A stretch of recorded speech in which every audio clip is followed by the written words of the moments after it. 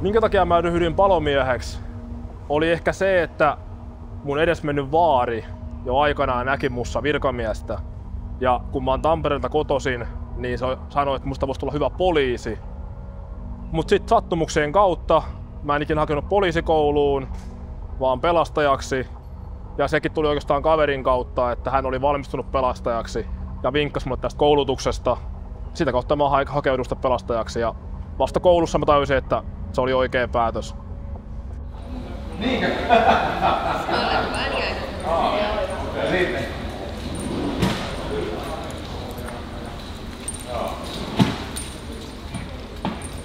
No mä oon miettinyt sitä aika monta kertaa tässä vuosien mittaan, sitä aikaisemminkin kysytty, niin vähän niin kuin vahingossa. Eli mä olin toisissa töissä ja sitten mä hain palolaitokselle kesätöihin. Siihen aikaan pääsin vielä palolaitokselle töihin, ettei ollut käynyt alan koulutusta. Sitten kun mä menin sinne kesätöihin, niin sit mä ajattelin, että tämähän voisi olla sellainen työ, mitä mä halusin tehdä. Ja tässä sitä nyt sitten ollaan. Ja savua. Katsetta kameraa, Pasi. Hymyä. Jaksaa. Palomieheksi mä päätin lähteä oikeastaan sillä sekunnilla, kun mä kuulin, että koulutus on lyhyt ja saa erittäin hyvän toiminnallisen ammatin lyhyessä ajassa, missä on erittäin hyvää työaikaa. Ja sitten tietysti pienestä asti ollut mukana tämmöisissä hommissa ja armeija, sukua ja tämmöistä, niin oli helppo päätös.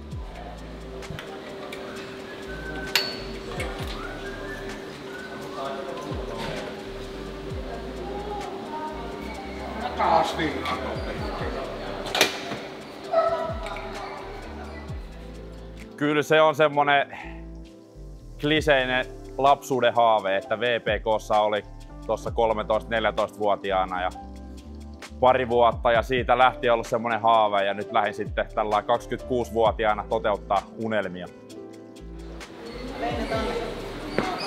Josko voi lähteä pyörimään? Sä voit lähteä pyörimään. Matko kepyönä. No oikeastaan se, että mä oon aina halunnut tehdä työtä ihmisten kanssa ja ihmisille.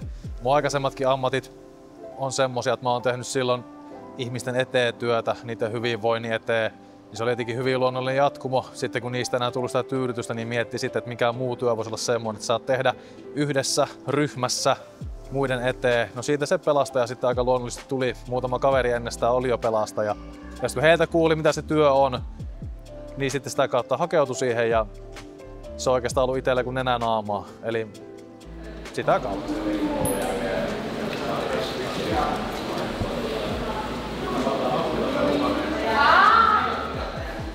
Hyvä. Noniin, ei oo ennen ollut mikrofoni nännis, mut nyt on. No, palomieskalenteriin mä oon lähtenyt mukaan sen takia, koska tää tulee hyvään tekeväisyyteen ja tosi paljon kohteita, mitkä ansaitsis saada sitä rahaa. Ja se on varmaan se suuri motivaattori, että haluaa jeesiin. Mähän teen vapaa-aikana niin töitä myös uikkarimallina, niin kynnys ei ollut ihan hirveän iso. Jeesas kyllä, kun lähti tuosta Nykäsen Juuson vuorosta tuohon kaveriksi, niin ei tarvinnut yksin lähteä Jyväskylästä. Kynnys oli hyvin matala. I'm from a place where the city don't sleep. Ruthless kids just roaming the streets. Parents just trying to make ends meet. Poverty everywhere, yeah, it gets deep. They're living for the weekend, wasting a week. Outside therapy talk is cheap. My worst enemy is me. Mä oon kuullut niin paljon silloin, kun mä lähdin pelastuskouluun ja opiskelemaan tätä ammattia, niin kuullut niin paljon legendaa tästä palomieskalenterista. Jokainen niin kuin siviilipuolelta on kysynyt aina, että milloin sut näkee palomieskalenterissa, niin nyt tulee se vastaus sit siihen. Sen takia mä tänne lähdin. No ekaksi tuli WhatsApp-ryhmään tuli kyselyä noilta frendeiltä. Eka oli vähän silleen, että ei ehkä, mutta sitten nyt tos ihan niin kuin 2 päivää sitten niin soitti toi Mäkipelto, että lähtekää nyt. Niin me oltiin sitten Danielin kanssa päätettiin, että kyllä me lähdetään. Varmasti makeat kokemus. Se oli semmonen, tuli Instassa vastaan, niin laitoin vaan sinne, why not? Ja on sitä lähetty kaikkea aina pikkusen niinku sopivalla vauhdilla mukaan. Eri valaistuksilla. Miten tää on löystynyt?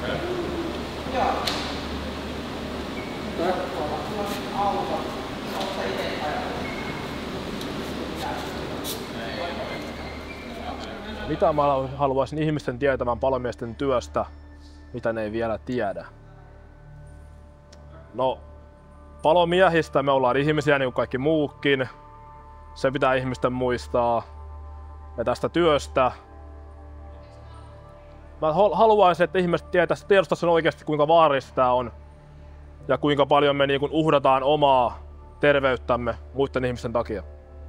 No, se on hyvin erilaista. Sen kyllä varmaan osaa arvatakin, mutta päivät on tosi erilaisia. Ja joka päivä tai joka työvuorossa treenataan ja harjoitellaan niitä taitoja. Ja joskus ei välttämättä tule yhtään keikkaa ja toisena kertaa tulee sitten useampi. Että joskus saa nukkua yön rauhassa ja joskus ei. Se on vähän sellaista varpaillaan olemista koko aikaa.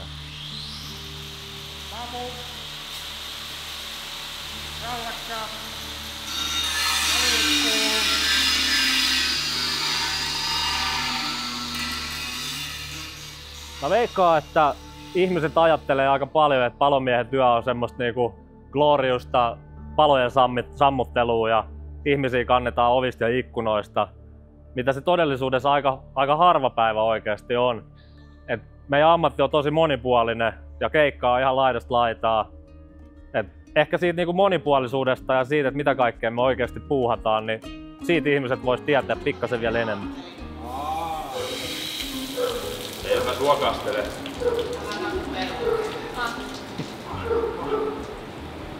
Hyvä, hieno tyttö. Hieno tyttö.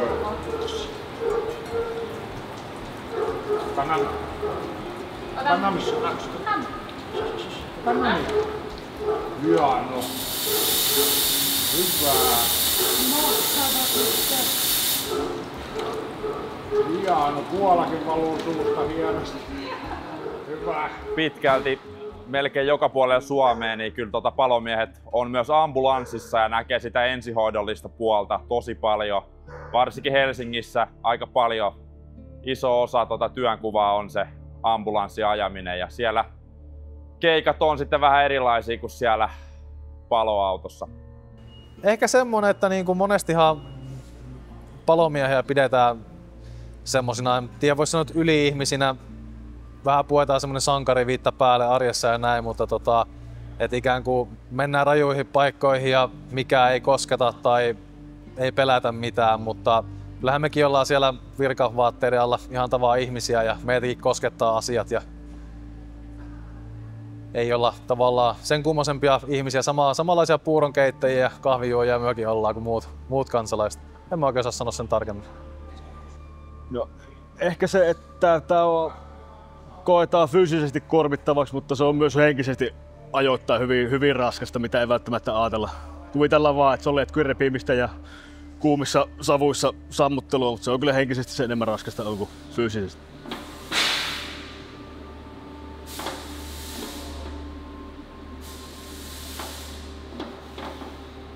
No mieleenpainuvimmat keikat on varmaan yleensä tulipalot.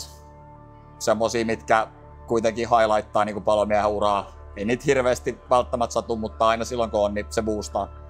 Pari elvytyskeikkaa on ollut tässä näin, niin ne on aina ikäviä. No ei kyllä nyt tälleen täysin spontaanisti tuu mieleen. Kyllähän ne monesti on semmosia tilanteita, mitkä on teemalta hyvin ikäviä. Ehkä niitä kaikkia mieleenpainuvimpia yhdistää just tämmönen, että joku on menehtynyt ja näin. Että ehkä ne useampi viittaa tämmöisiin hyvin raskaisiin, mutta ei ole mitään yksittäistä. Mutta jos me puhalletaan takaa vaan tuohon kaverin selkään päin, niin miltä se sitten näyttää? Ei ole selkäkarvoja, ei ainakaan kohteena. Palkitsevinta pelastajan työssä on ehdottomasti se, että tässä saa onnistumisen fiiliksiä. Eli silloin kun onnistuu oikeasti tekemään jotain hyvää ja tarkoituksellista, pelastamaan jonkun tai joku omaisuuden tai ihmishengen tai muuta, niin kyllähän sitä fiilistä tunnetaan ei voita mikään. Haastavinta sitten taas on se, että täytyy olla niin kuin tosi monipuolinen ja onhan se sitten niin kuin kurinalaista pitää itsensä kondiksessa vielä yli 60-vuotiaanakin, niin se tulee olemaan monelle haastavaa, toivottavasti ei itselle, mutta sitä me vielä tiedetään. Mä otan ehkä tietynlaisena suorituksena ne kaikki tehtävät ja keikat. Ne on kaikki samanlaisia, että niihin mennään täysillä ja niistä pitää itse selviytyä ja sulla on tietty prioriteetti ykkönen, että sä haluat pelastaa. Sä haluat selviytyä itse niistä ehjänä maaliin ja en mä näe niitä semmoisena, no ehkä semmoisena suorituksena, mistä sun on päästävä läpi. Ja sen takia meidän pitää itseämme pitää kunnossa henkisesti sekä fyysisesti. Me jaksetaan mennä ne tekemään ne hommat ja niin kuin se vanha sanonta on, että ne mistä lähdetään pois, niin me mennään sinne kohti. Palkitsevinta on ehdottomasti se, kun ihan oikeasti voi auttaa jotain konkreettisesti. Ja joskus ihan päästään siihen pisteeseen, että ollaan voitu pelastaa jonkun henki tai terveys tai sitten myös sitä omaisuuttakin, mutta tietenkin sen ihmisen terveyden ja hengen pelastaminen, ne on niitä hienompia kokemuksia. Ja haastavinta on varmaan huomaa, että nyt kun on tullut vähän ikää lisää, että ei ole enää ihan nuorukainen, että sä pysyt siinä toiminnallisessa kunnossa, että sä pystyisit tekemään sitä työtä ihan loppuun asti, että se ei ole ehkä ihan yksinkertaista.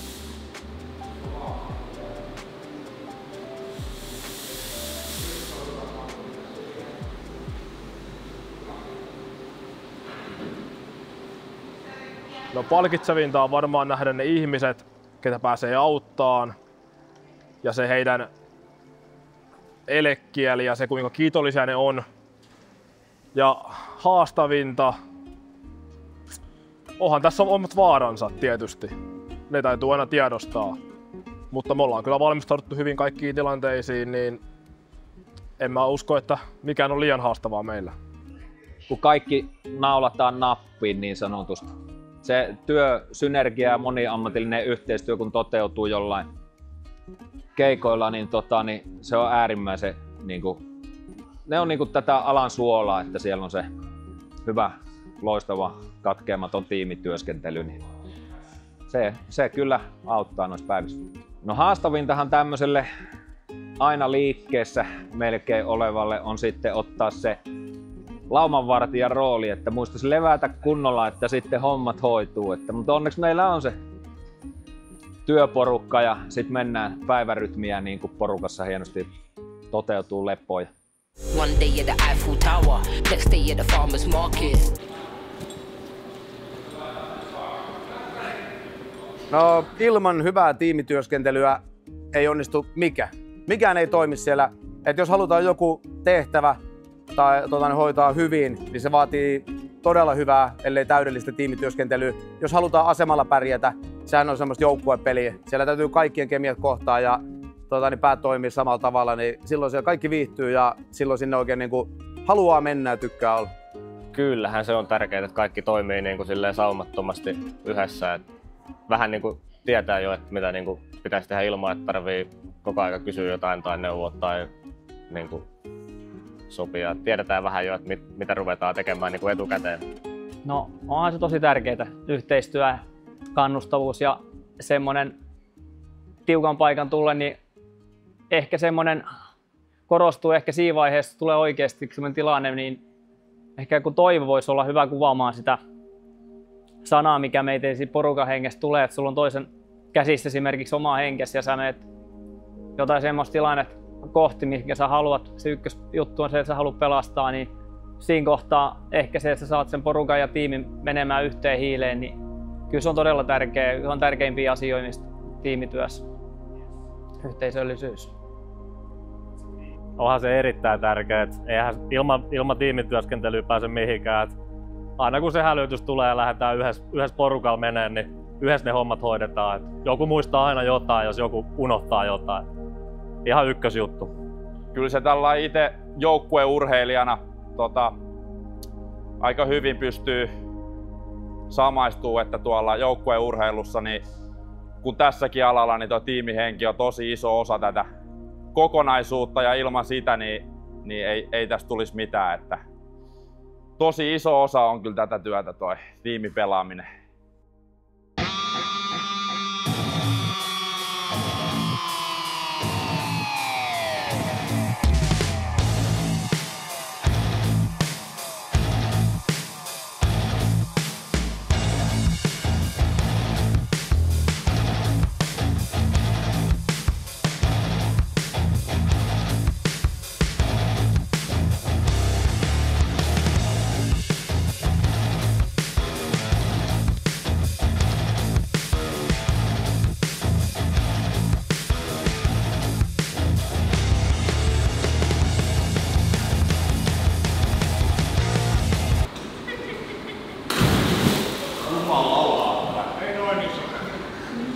mä haluaisin muistuttaa kaikki siitä, että kaikki se tuotto, mitä tästä kalenterista tulee, menee hyvään tarkoitukseen.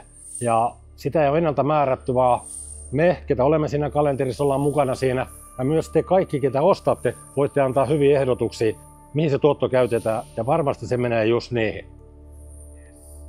Se, että jos kalenteri ostetaan nimenomaan sillä ajatuksella, että tiedostaa, että se menee hyvän tekeväisyyteen se tuotto siinä, niin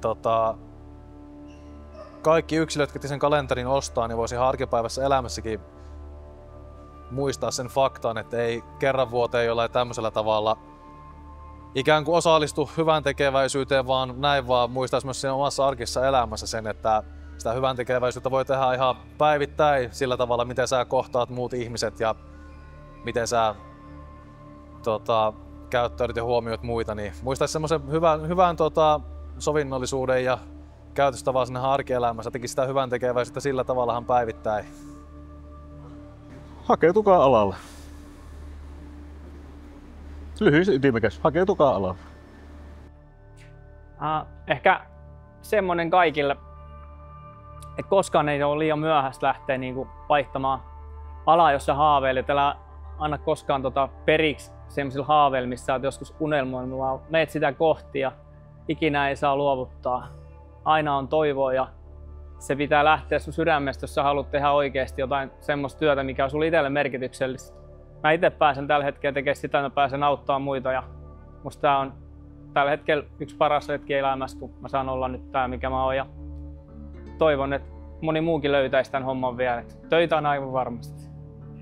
No, yleisesti ottaen ehkä ei just spesifisesti kalenteriostajille, että tämähän on tietysti tämmönen niinku kevytmielinen homma ja hyvää varten tehdään, mutta niinku yleisesti vaan sitä, että miettikää näitä paloturvallisuusjuttuja ihan himasasti ja jos meitä ei siellä näy, niin asiat on aika hyvin. Ja älkää kokatko känni syöllä himas. Joka kerta kun te ostatte kalenterin, niin te tuette ja teette jotakin todella hyvää ja tarkoituksellista. Ja se on tärkeää myös meille ja sen takia me tehdään tätä ja sen takia kalenterin pitäjät ja muut panostaa tähän. Tärkein ajatus, minkä takia me tehdään kalenteria, on hyvän tekeväisyys. Talkoilla teemme, kukaan ei saa tästä kuin hyvän mieleen ja että kaikki tuotto menee hyvän tekeväisyyteen. No viesti on varmaan se, että kiitos, että haluatte auttaa meidän kanssa tätä projektia ja niitä avustettavia kohteita, mihin rahasta menee jatkossa. Siis se, että kun kaikki tuotto menee hyvän tekeväisyyteen, me kaikki tehdään tämä niin kuin oikeasti vapaa-ajalla, niin se, että niin kuin mahdollisimman paljon saataisiin tuettua monia eri tahoja, mitä sitten tuleekaan. Nyt on aika ostaa kalenteri. 10 vuotta tullut täyteen. Mä oon mukana. Nyt on aika ostaa tää, jos te haluatte nähdä tämän. Tää voi olla ainut kerta, kun päästä näkemään Ramin kalenterissa. No, kaikki tuotot menee hyvän tekeväisyyteen. Että tässä ollaan tekemässä kaikki puoli hyvää, niin ostakaa kalenteri. Ei mitään. Pitäkää hauskaa. Tulee hyvä kalenteri. No, kalenteriostajille voisin lähettää semmoisia terveisiä, että auttaminen ei välttämättä se ei maksa yhtään mitään ja tässäkin tapauksessa hyvin marginaalisen summan.